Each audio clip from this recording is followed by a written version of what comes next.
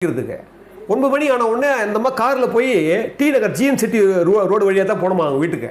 இப்போ அப்படிங்கிற இரவு 9 மணிக்கு போகும்போது போய் வீட்டில் இறங்குறாங்களாம். இறங்கி பார்க்குறாங்களாம், பின்னாலேயே ஒரு கார் வருதான். இவங்க இறங்கி வீட்டுக்குள்ளே போனால் இவங்களுக்கு பின்னால் வந்து பாருங்க காரு, அந்த கார் திரும்பி போயிடுதான். இந்த அம்மா என்ன சொல்கிறாங்க, என்னுடைய உதவியாளர், நான் டிரைவர், நாங்கள் 3 பேர் தான் வருவோம். என்னடா இது, நம்ம வந்தோம் திரும்பி போதே கார், ஒரு கார் வந்து பார்த்துட்டு போதே, என்னடான்னு தெரில. இது தினமும் நான் இரவு வரும்போதெல்லாம் இப்படி போவோம்.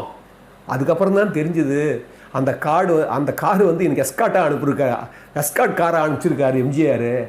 அங்கேருந்து இவங்க வந்து நைட் 9 மணிக்கு போகிறாங்க. அப்போல்லாம் கோடம்பாக்கம் தெரியும் இல்லையா உங்களுக்கு, ரொம்ப இருளாக இருக்கும். இவங்க பின்னால் வந்துனே இருக்குது காரு.